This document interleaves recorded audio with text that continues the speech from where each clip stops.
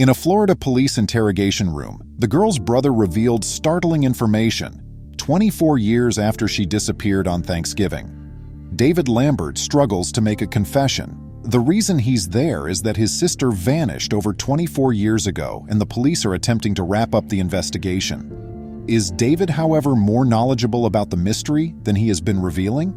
Welcome to USA Stories channel. Do not forget to subscribe and activate the bell button to receive all new updates. Now let's go to the story.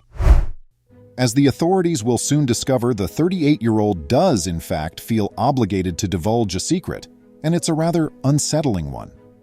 Beginning on November 27, 1985, is the narrative. In those days, David and his sister Martha Jean resided in St. Augustine, a city on Florida's northeast coast. With their parents, Howard and Margaret. The Lambert family lived in a trailer in a semi-rural region a few miles from well-known beaches, just like many of their neighbors. David was 14 at the time, and Martha Jean was 12.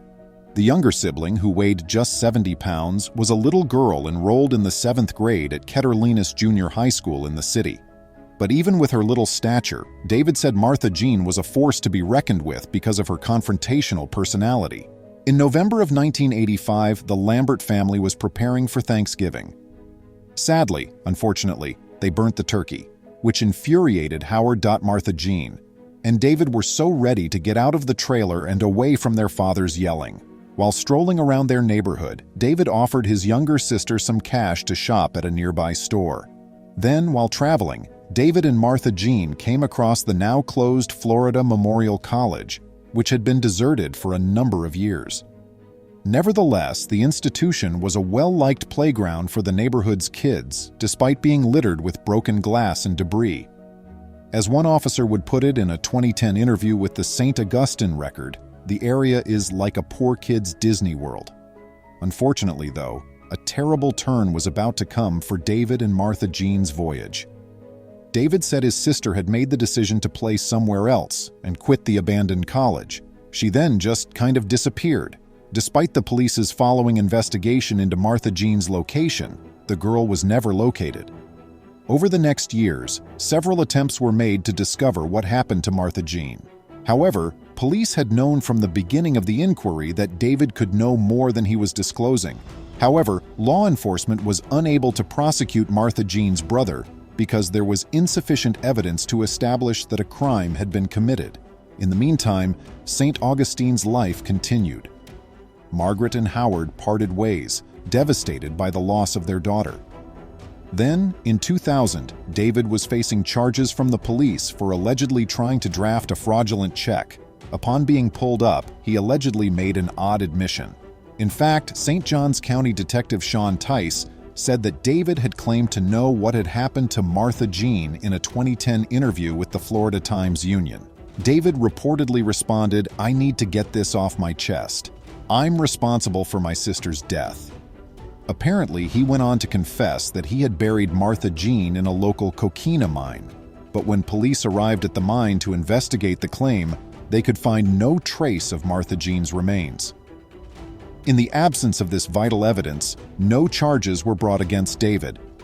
Then, in June 2010, Tice and another detective, Howard Cole III, made a final attempt to solve the most enduring missing person case that the county had ever known. Initially, Tice and Cole began their investigation by interviewing friends, family members, and neighbors who had lived near the Lamberts at the time of Martha Jean's disappearance. Interestingly, some of them recommended that the cops investigate David's account more thoroughly. Consequently, Tice and Cole summoned David into the interview room in August 2010. In 3 sessions, David, who is now in his 30s, progressively admitted to being involved in his sister's disappearance. It seems that upon their arrival at Florida Memorial College on that fateful day in 1985, Martha Jean had requested him for extra money. But her brother had turned down that offer. David said that after Martha became aggressive and struck her brother, he pushed her away in reaction. However, it is said that the small girl was shoved so hard that she fell backwards and smacked her head on a protruding piece of metal. It seems that the metal punctured her head, leaving a deadly wound. Therefore, David thought that he had contributed to his sister's death, albeit tangentially. Meanwhile, Tice's report would disclose that David claimed to have made an effort to assist the girl. At first, D. Lambert said, when he lifted Martha up, there was a large hole in the back of her head, and blood was pouring out. D. Lambert claimed in his letter that when he first cried out for assistance, he did so in the hopes that someone might happen to pass by and hear him. But when no one came, David is said to have taken matters into his own hands. Allegedly, he used a broken road sign as a shovel to dig a makeshift grave. When the detectives asked David why he had not told his parents the truth, he explained that he had been scared of their reaction. In fact, Tice believes that David was living in fear of his mother, Margaret, a situation that apparently remained the case at the time of the man's confession. He was terrified of his mama, Tice wrote. Still is. David eventually drafted and signed a statement in which he finally acknowledged his involvement in his sister's murder, pushed on by a picture of Martha Jean that Tice had put on the table. That wasn't all, though. David prepared a map for the investigators that identified the plot that the Florida Memorial College was built upon in addition to the written statement. It purportedly revealed Martha Jean's burial place. After then, a team was sent out to inspect the area, but they were unable to find a corpse despite the fact that trained police dogs responded to a certain area.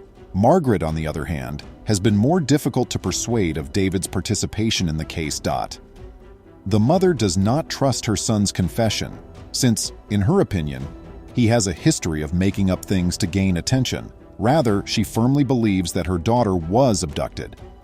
David then retracted his testimony, adding to the uncertainty by saying that he had just given the cops what he thought they wanted to hear.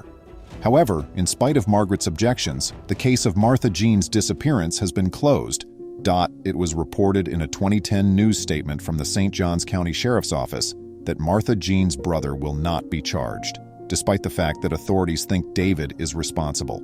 Charges would not be brought due to modifications made to the law since 1985, the statute of limitations, the age of the suspect at the time, and other mitigating factors. Please remember to subscribe to our channel, give us a thumbs up, and turn on the notification bell so you won't miss any of our videos. If you enjoyed the tale, the next video that plays on your screen will probably move you too.